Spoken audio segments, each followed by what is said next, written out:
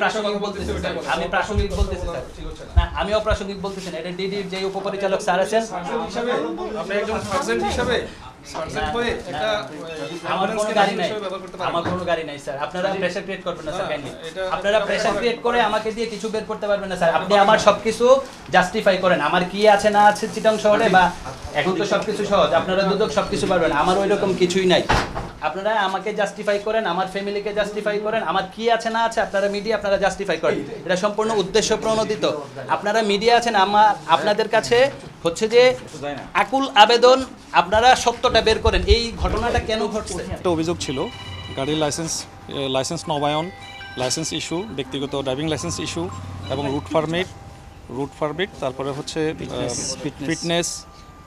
Fitness দেওয়ার ক্ষেত্রে বিএটিএ কর্মচারীদের বিরুদ্ধে দীর্ঘদিন থেকে এখানে ঘোষ লেনদেনের অভিযোগ ছিল। প্রায় 2000 থেকে 2 লাখ টাকা পর্যন্ত ঘোষ লেনদেনের অভিযোগ ছিল। 4 জন স্পেসিফিক কর্মচারীর বিরুদ্ধে আমাদের অভিযোগে ছিল। তো আমরা এখানে এসে কর্মকর্তাদেরকে জিজ্ঞাসাবাদ করেছি এবং বিগত 1 বছরের গাড়ি লাইসেন্সের আবেদন এবং নবায়নের আবেদন, ফিটনেসের আবেদন এবং ওই যে যারা লাইসেন্সের আবেদনগুলো আমরা ডাটা নিয়েছি, আমরা এগুলা পরীক্ষা করে দেখব।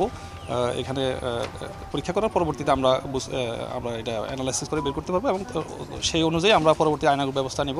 এর বাইরে আরেকটা অভিযোগ ছিল, একজন পুলিশ সার্জেন্টের ওয়াইফের নামে একটা অ্যাম্বুলেন্স কিনে ওইটা অ্যাম্বুলেন্স হিসাবে লাইসেন্স নিয়ে উনি রেজিস্ট্রেশন নিয়ে সেই অ্যাম্বুলেন্সটা মাইক্রো হিসেবে উনি ব্যবহার করছেন। তো তৎপ্রেক্ষিতে আমরা রেকর্ডপত্র কালেকশন করেছি এবং আমরা তথ্য নিয়েছি এবং আমরা সার্জেন্টেরও বক্তব্য নিয়েছি।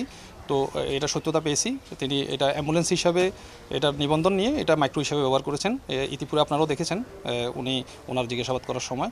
তো এটা উনি আইনানুগ করেনি। আমরা এই বিষয়ে আমাদের ঊর্ধ্বতন কর্তৃপক্ষের কাছে প্রতিবেদন দাখিল করব এবং সেই অনুযায়ী আমরা ঊর্ধ্বতন কর্তৃপক্ষ ব্যবস্থা নেবে।